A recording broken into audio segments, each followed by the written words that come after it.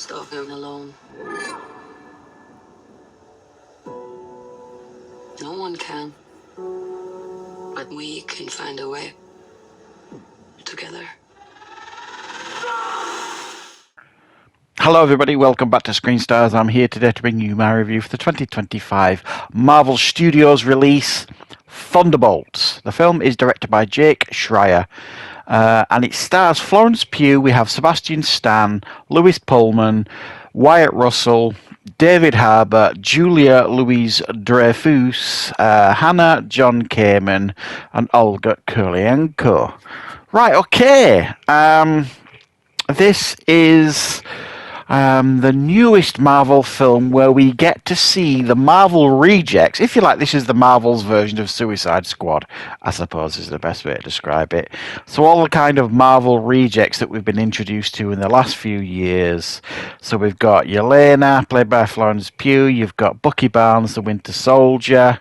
You've got Red Guardian, you've got John Walker, who was supposed to be the new Captain America, you've got Ghost, you've got all these kind of rejects with these abilities or training having to work together to take down Julia Louis-Dreyfus's character, who initially at the start of the film plans to have them all killed because they're kind of her dirty little secrets.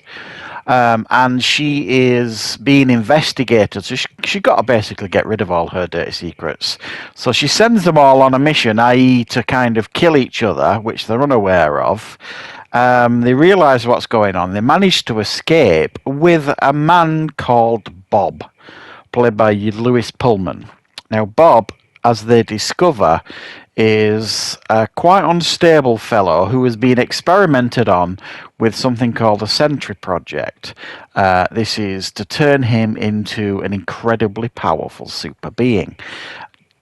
Julia Louis-Dreyfus believes she can control him.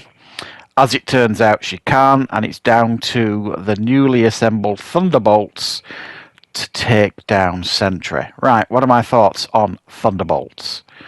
Well, this film, leading up to its release, as we get many, many times these days, was getting hammered, trashed, negativity consistently online, on YouTube. Everybody was predicting a shit show.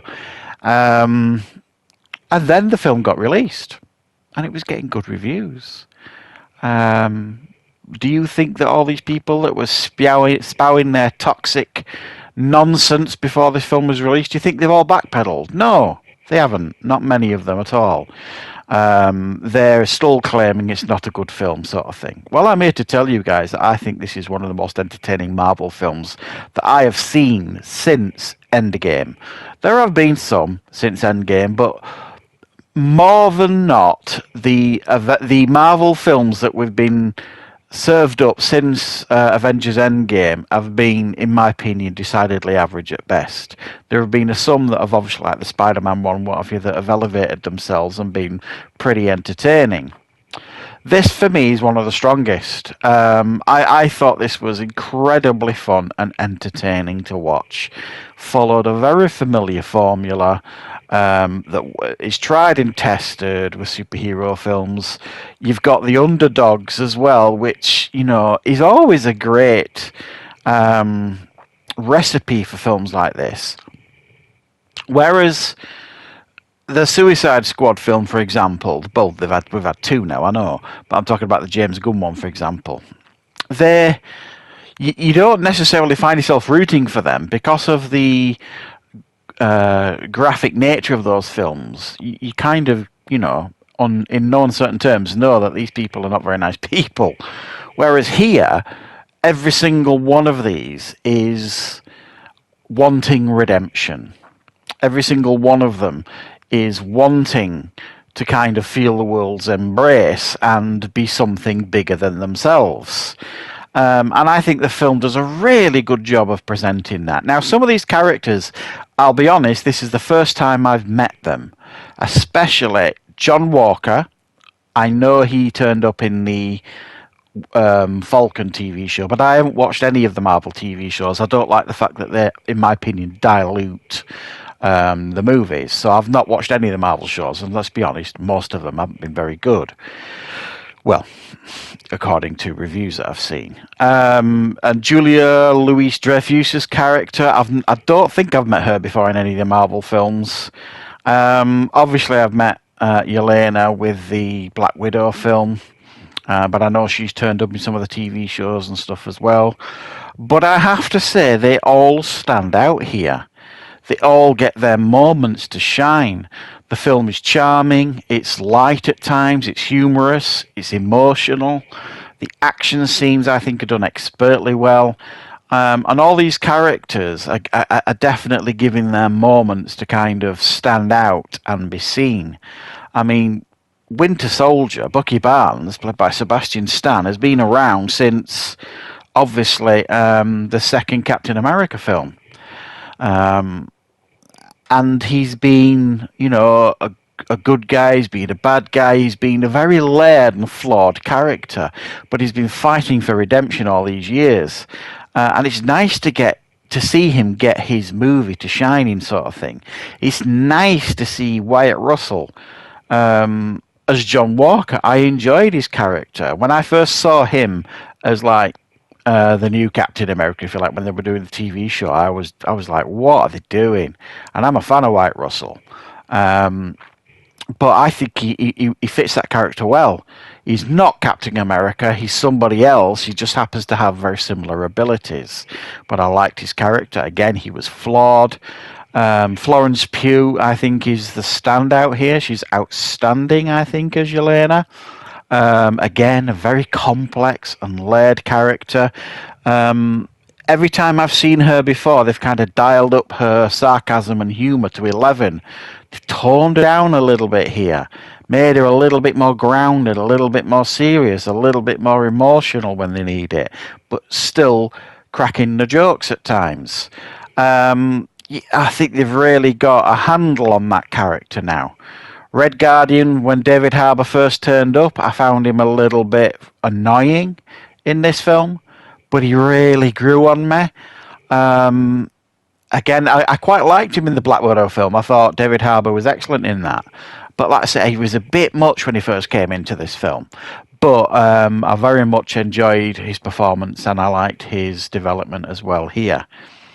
And then we've got Lewis Pullman as Sentry, or Bob. Again, a very interesting character. Incredibly powerful is this Sentry. And you do question how on earth are they going to manage to take him down. Very, very powerful being indeed. And again, played very complex and flawed by Lewis Pullman, who delivers a very charming performance. So it's hard to hate Sentry. So I think they delivered here. I really do think they delivered. This is, for me, a standout Marvel film that I thoroughly enjoyed. It deserves to do very good at the box office. I think, hopefully, Marvel have turned a corner and they are realizing that, we don't want politics. We don't want gender politics thrown down as faces. We don't want, the message or whatever it is you want to call it. We don't want none of that twaddle put in the films. Just look at what's come before. Look at when Marvel worked and when it was fun and entertaining, and give us that. And I think that's what they've realised, certainly with this film, and hopefully with Fantastic Four and stuff, that, yeah, we're going to deliver fun, entertaining films.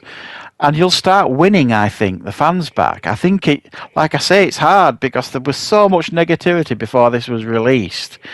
I suspect it's put a lot of people off. I bet a lot of people are like, oh, it's going to be rubbish, I'm not going to bother. So I personally hope that the positive reviews, for the most part for this, will entice and encourage people back into the cinema to hopefully go and see it and support it. Because I think it does deserve an audience, this one. Yes, Marvel have made mistakes in the past, but I think it's only right and only fair that when we watch a film and we are supremely entertained by that film, I don't go into superhero films, Marvel, DC films, to look at the flaws, because they're all flawed. The superhero films, for goodness sake, they're not meant to be believable. They're meant to be bloody good fun and entertaining. So yes, you could go into this film and kind of probably pull away at some of the plot holes and some of the issues in things that don't make sense. Of course you could, and they're doing that on the internet and YouTube. I've seen it. But you could go right back to Iron Man Beyond. Every single Marvel film, if you chose to do it, you could go in there and probably tear them all to pieces in regards to common sense or mistakes or whatever.